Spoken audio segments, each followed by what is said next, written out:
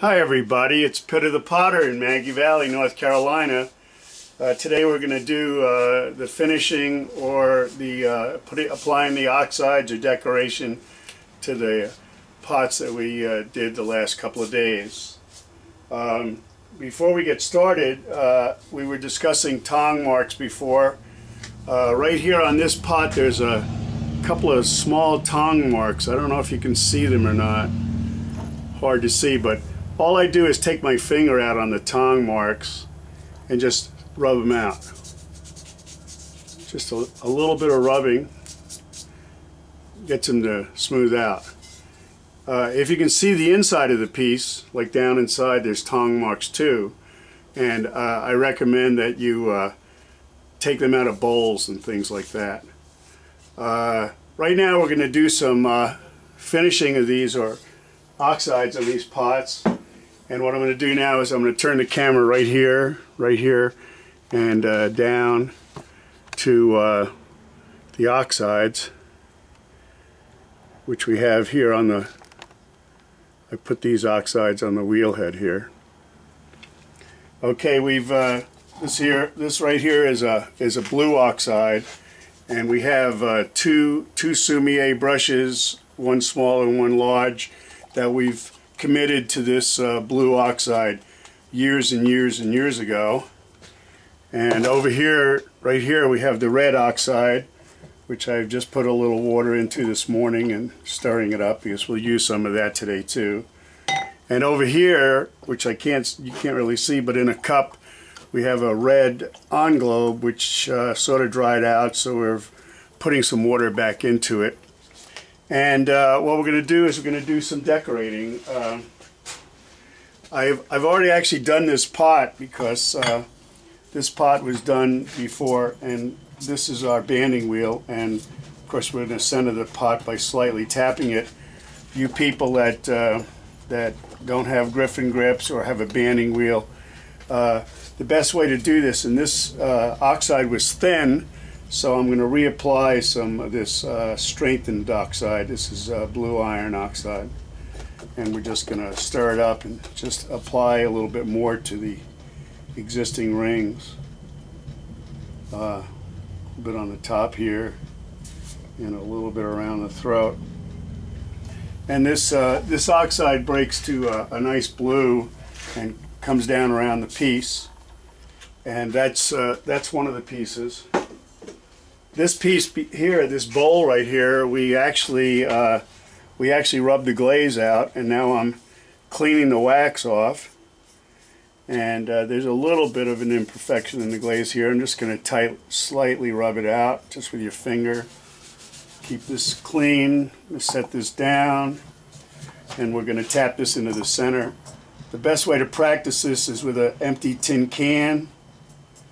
I use a Griffin grip upstairs, but I'm sure you guys all realize that I can do this tapping motion. And with this blue oxide, usually what I do is I do one inside, steady your hand. I usually let it go around at least 3 times or till the brush dries out. Keep spinning it, and we're going to apply 2 rings to the top.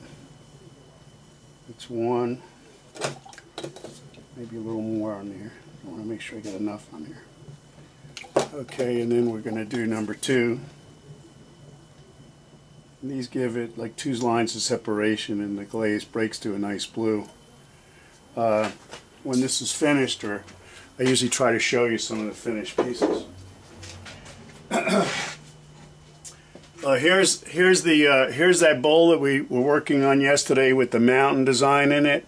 You can see the rough outline of the mountain. And there's a up on YouTube, and then we're going to try to sort of thin down these overlapping edges just slightly, and clean your foot because you don't want to touch this bowl again. I'm going to set this bowl here on the wheel, on the banding wheel. I'm going to go round and round and tap it into the center. This thing here is hitting this. So let me move it out of the way. Okay, we're starting to go round and round. We're going to center this bowl by tapping it into the center. That's we want to get it running fairly true. There we go. Okay, now we're going to apply the oxide to this bowl, and I'm pretty sure you can see exactly what I'm doing here. So I'm stirring the oxide, and I'm going to give a double outline to this. So I'm just going to come down and sort of follow the lines here of the mountaintop. I'm going to do a secondary line here, just sort of like mountains. Then I know to crest the top of this bowl by just running this around the edge, which is going to give it like a corona. And then I do a secondary one right underneath here to do the final thing. Steady your hand. Come around. Not quite right, but this oxide's going to move into this bowl, so we don't really have to worry about that. When this is finished, I'm going to give you a good shot of what it looks like. Blue top, movement, red bottom, sort of like a nice finish. That's that one there. And then the only other one I've got to show you real quick are these basic, this is a vase form.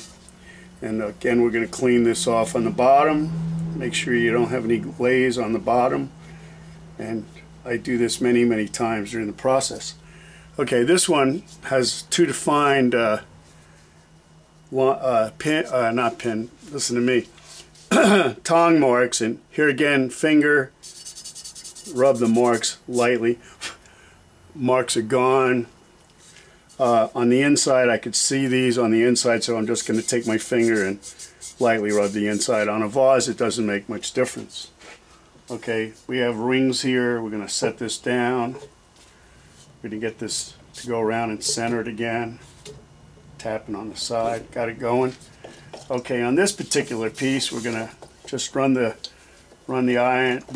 blue oxide on the top, just along the edge here. Okay, you can see that. Then we're going to come with one line right here at the top.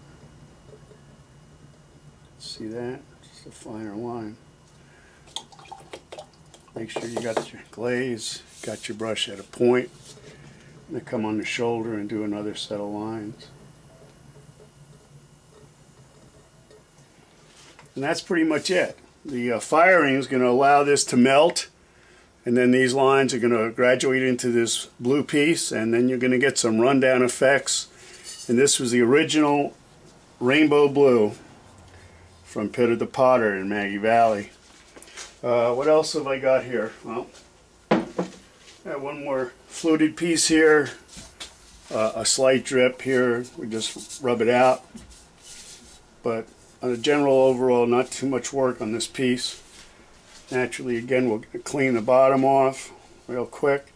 Since this has got some lines in it, we don't want to do too much on this pot. There's an old expression about potters. A good potter knows when to quit, you know. So I fluted the top here. I'm going to run this just around the edge, and hopefully this oxide will run down into these grooves here. And then just one or two lines at the very top here.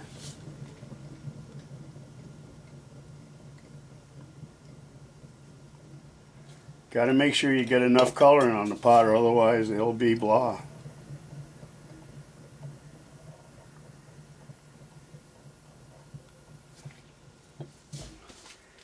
Okay, that's about it for banding. You can see the pot's banded and slightly altered. And of course, when we see this pot the next time, it'll be killed, and we'll be happy to basically show you that when we're finished here. At any rate, this is Peter the Potter in Maggie Valley, North Carolina.